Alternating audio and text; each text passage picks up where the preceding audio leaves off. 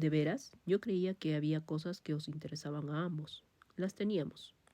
Pero hace ya más de 10 años que Henry Jekyll se fue haciendo más raro de lo que yo podía aguantar.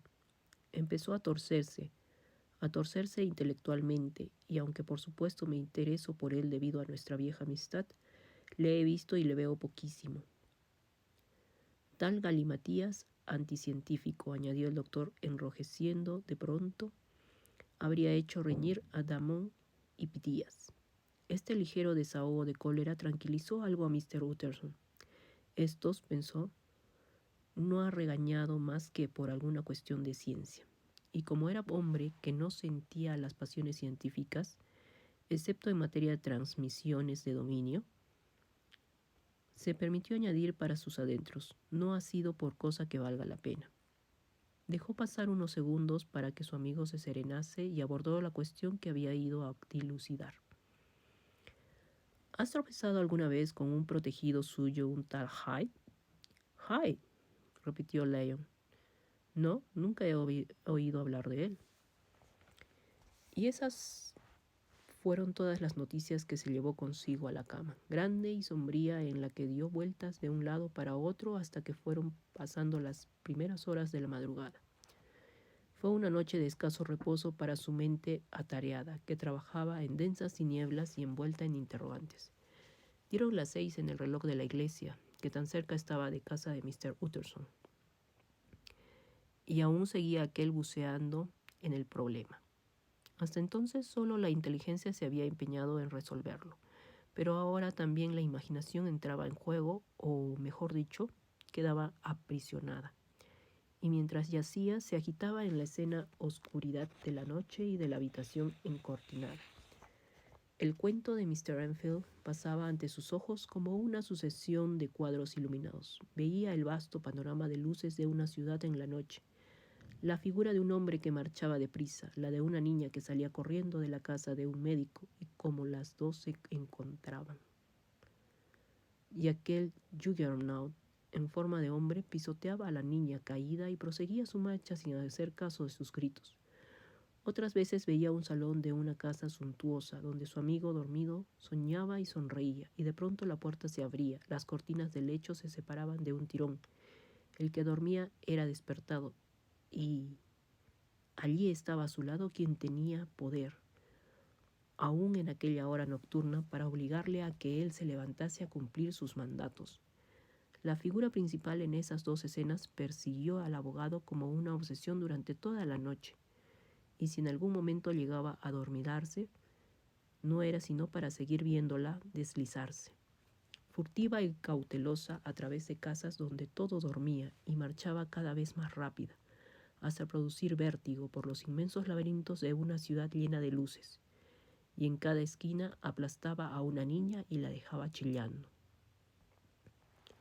Y a pesar de todo eso, aquella figura no tenía un rostro con el que ser reconocida. Hasta en los sueños le faltaba la cara, o si la tenía se burlaba de él, desvaneciéndose cuando la miraba. Y así fue como surgió en Mr. Utterson una curiosidad intensa, desenfrenada por contemplar la fisonomía del verdadero Mr. Hyde. Pensaba que si lograba echarle la vista encima, se aclararía el misterio, o acaso desapareciese del todo, como suele ocurrir con las cosas misteriosas cuando se las mira de cerca. Quizá pudiera encontrar una razón que explicase la extraña preferencia o cautiverio, llámesele como se quiera, de su amigo, y hasta las insólitas cláusulas del testamento, y cuando menos sería una cara que valdría la pena ser vista. La cara de un hombre en cuyo corazón no existía la misericordia, una cara que, solo con dejarse ver, era capaz de hacer surgir en el espíritu impasible de Enfield un odio inextinguible. Desde aquel día comenzó Mr. Utterson a rondar las travesías de las tiendas. Por la mañana, antes de las 2 horas de la oficina; a mediodía, cuando eran mayores sus ocupaciones y el tiempo más escaso; de noche, bajo la brumosa faz de la luna londinense. Bajo todas las luces y a todas las horas, en soledad o con la calle llena de gente, se encontraba el abogado en el puesto que había escogido. Sí, él es Mr. Hyde, se había dicho, yo seré Mr. Sick. Y al fin vino recompensada su paciencia. Fue una noche fría, pero serena. La atmósfera parecía helada, las calles limpias como un salón de baile. Las luces de gas inmóviles en el aire tranquilo proyectaban dibujos regulares de claridades y sombras. A las 10, cuando se cerraban los comercios, la calle se quedaba muy solitaria y silenciosa a pesar del sordo fragor de Londres, que llegaba de todas partes. Percibía de lejos hasta los sonidos más tenues, los ruidos domésticos de las casas vecinas se oían con claridad desde ambas aceras, y el rumor de los pasos de un transeúnte que se acercaba le precedía desde hacía un buen rato. Mr. Utterson llevaba algunos minutos en su puesto cuando se dio cuenta de un ruido de pasos raros y ligeros que se iba aproximando. En el transcurso de sus guardias nocturnas se había acostumbrado al curioso efecto con que las pisadas de una sola persona muy lejana aún se aíslan y destacan de pronto al vasto zumbido rumoroso de la ciudad. Y, sin embargo, nunca había atraído su atención de aquel modo tan definido y enérgico, y por eso, con un supersticioso presentimiento de triunfo, se guareció en la entrada del callejón. Los pasos se acercaban rápidamente y su rumor creció de repente cuando doblaron la esquina. Mr. Utterson, atisbando desde su escondite, pudo ver enseguida la clase de hombre con quien tenía que habérselas. Era de corta estatura y de muy modesto aspecto, y aún desde aquella distancia produjo en el vigilante una inexplicable repulsión. Se dirigió hacia la puerta, cruzando la calle para ganar tiempo. Al acercarse sacó la llave del bolsillo como con quien llega a su casa. Mr. Utterson se adelantó y le tocó en el hombro al pasar. ¿Es usted Mr. Hyde? Mr. Hyde se echó hacia atrás sobresaltado, pero el temor fue solo momentáneo, y aunque sin mirar al abogado a la cara, contestó con cierto desparpajo: así me llamo. ¿Qué quiere usted?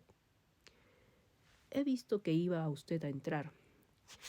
Soy un antiguo amigo del Dr. Jekyll, Mr. Utterson, el de la calle de Crown. Ya me habría usted oído nombrar, y encontrándole a usted tan a tiempo, he pensado que me permitiría pasar. No hallaría usted al Dr. Jekyll, no está en casa, respondió Mr. Hyde, soplando en el cañón de la llave, pero sin levantar aún la vista. ¿Cómo me ha conocido usted?, preguntó. ¿Quiere usted hacerme un favor?, dijo Mr. Utterson. Con mucho gusto. ¿De qué se trata? ¿Me permite que le vea la cara? Mr. Hyde pareció vacilar y luego, como obedeciendo a una súbita reflexión, irguió la cabeza con aire de desafío, y los dos se estuvieron mirando fijamente durante unos segundos. Ahora ya le podré reconocer, dijo Mr. Utterson. Puede ser de utilidad. Sí, afirmó Mr. Hyde. Está bien que nos hayamos conocido. Y a propósito, quiero que sepa usted mi dirección. E indicó el abogado un número y el nombre de una calle en el Soho.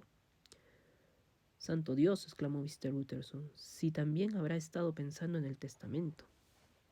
Pero se guardó sus pensamientos y se limitó a balbucear las gracias. Y ahora, dijo el otro, ¿cómo me ha conocido usted?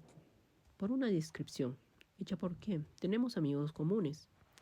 ¿Amigos comunes?, repitió Mr. Hyde. ¿Quiénes son? Jekyll, por ejemplo. ¿Nunca le he hablado a usted de mí?, exclamó Mr. Hyde, rojo de ira. No le creía a usted capaz de mentir. Vamos, dijo Mr. Utterson, ese no es un lenguaje decoroso. Dio el otro un gruñido que acabó en una salvaje risotada, y en un instante, con rapidez pasmosa, abrió la puerta y desapareció dentro de la casa. Al quedarse solo, el abogado permaneció inmóvil en el sitio en el que le dejó Mr. Hyde, como una imagen de la ansiedad. Después echó a andar pausadamente calle arriba, deteniéndose cada 2 pasos y llevándose la mano en la frente, como sumido en una honda perplejidad. El problema que así iba debatiendo mientras se alejaba era de los que rara vez se resuelven. Mr. Hyde era pálido y desmembrado. Producía una impresión de deformidad sin que se pudiera precisar ningún defecto de formación. Tenía una sonrisa desagradable. Se había comportado con el abogado con no sé qué mezcla homicida de cobardía y de audacia. Y hablaba con una voz opaca, baja y entrecortada. Todas esas cosas iban en su contra. Pero incluso todas ellas juntas no bastaban para explicar la aversión, el odio y el espanto con que Mr. Utterson lo recordaba. Tiene que haber algo más, se decía perplejo. Hay algo más, aunque no se encuentre palabra con qué explicarlo.